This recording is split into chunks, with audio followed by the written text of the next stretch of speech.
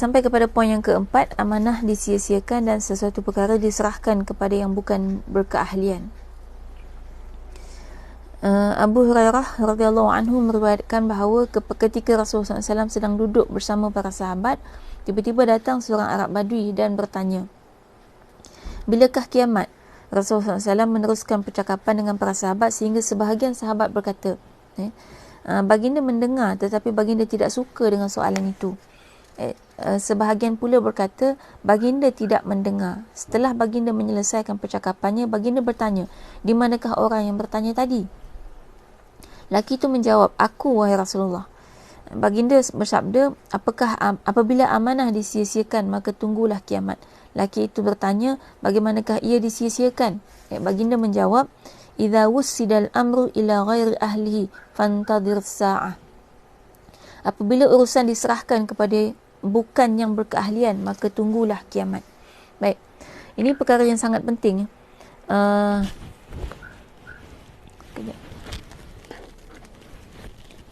Baik, ini perkara yang sangat penting, di mana salah satu daripada tanda kiamat apabila amanah mula dipersia-siakan. Baik, dan Nabi SAW menjelaskan apakah yang dimaksudkan dengan amanah yang dipersia-siakan ialah ketika mana sesuatu jawatan diberikan kepada orang yang tidak layak. Dan hari ini ia berlaku dengan sangat ketara.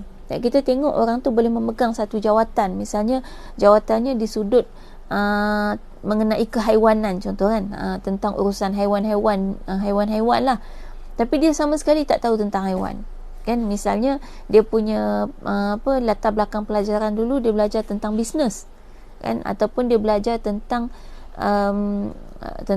misalnya ilmu kaji alam, ilmu kaji bintang misalnya. Tiba-tiba dia dijadikan pemimpin pada urusan haiwan. Itu maknanya bukan ahlinya. Baik, kat pejabat misalnya dekat HSBC Bank boleh, kalau ada yang boleh bagi contoh kan. Contoh kadang-kadang mungkin di bahagian accountant misalnya kan, dia accountant kan, patutnya dia menghitung-hitung. Tiba-tiba orang yang duduk kat situ tu adalah anak bos yang tak pernah belajar kat mana-mana pun, yang tak lulus SPM. Sebab dia anak bos, dia duduklah kat bahagian tu kan. Jadi tu maknanya kita kata hari ni perkara tu berlaku dengan sangat biasa, sehingga kadang-kadang kepimpinan negara pun kan, sebelum ni kita boleh tengok kan macam mana kepimpinan negara itu kadang dilantik oleh orang dilantik, ataupun kita kata ialah dilantik kepada melantik, istilahnya kan, melantik kepimpinan tu dipilih di kalangan orang yang bukan ahlinya. Jadi misalnya dia sebut tentang kita kata sebut tentang Bukit Bukau, dia tak pernah naik bukit, dia tak pernah belajar pasal bukit, dia tak pernah tahu pun pasal bukit, tiba-tiba kena uruskan tentang bukit. Dia poinnya gini, hari ni kita boleh tengok anak-anak muda yang jenis sibuk main game, sibuk lepak-lepak. Saya kadang-kadang jalan melalui jalan yang di kanan kirinya ada anak muda yang lepak-lepak, ketawa-ketawa, lelaki perempuan bergurau senda tanpa hala tuju kan, macam tak ada kerja. Saya yang terlintas di fikiran saya adalah, ya Allah, andai kata inilah keadaan anak muda masa sekarang, maka mereka inilah yang akan menjadi pemimpin pada masa depan. Agak-agak apa jadi dengan negara kita? Jadi sebelum ni mungkin kita boleh tengok kepada latar belakang pemimpin-pemimpin yang ada dalam dunia ni. Kadang-kadang latar belakangnya asalnya pemabuk misalnya kan, asalnya ahli maksiat, tiba-tiba jadi pemimpin. Jadi dia bukan ahli, tapi sebab dia ada kenalan ataupun kroni istilahnya kan, orang-orang yang dekat yang ada kepentingan tertentu, maka dia mendapatkan jawatan tu. Baik, bila perkara ni menjadi perkara biasa, yang masyarakat dah tak kata apa-apa, maka itulah yang menjadi sebenarnya, inilah dia petanda kepada datangnya kiamat.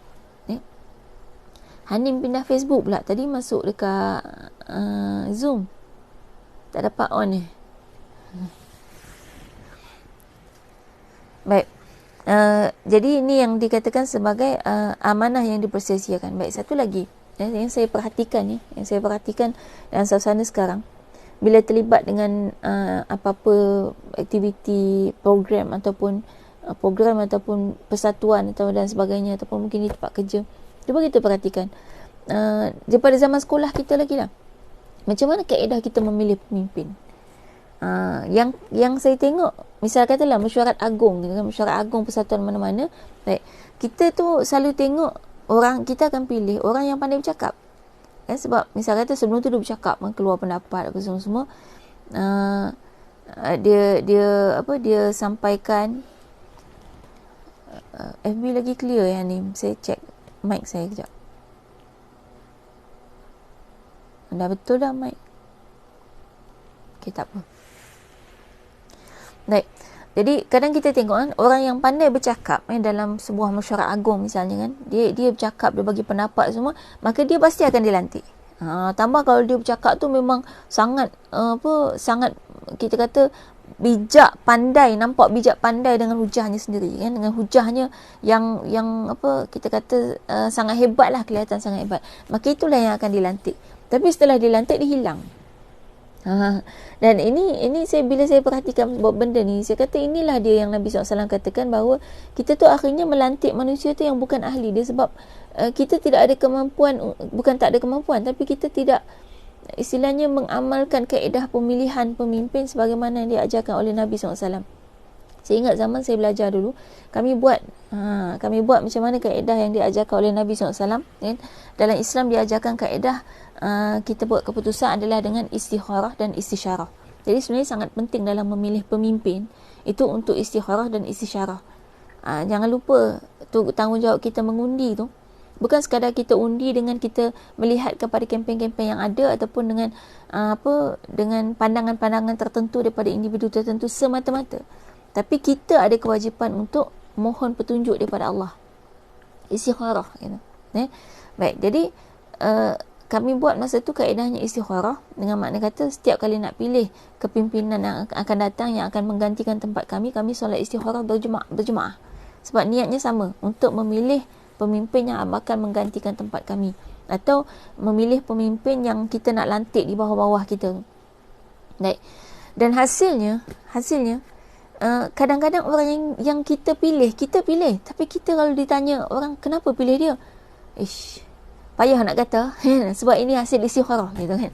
Jadi maknanya kadang-kadang sampailah akhirnya setelah lama kita berjalan, masa berjalan, dan setelah lama kita mendapati rupanya orang yang kita istikharahkan ini, yang kita kata waktu melantik dia, kita sendiri pun heran kenapa kita lantik dia ya, sebab kita tak nampak apa-apa kelebihan pada dia. Rupanya dia lah orang yang sebenarnya betul-betul menggerakkan, betul-betul mempunyai buah fikiran yang baik, betul-betul komitmen, yang kita kata rupanya dia ni jenis diam-diam ubi berisi.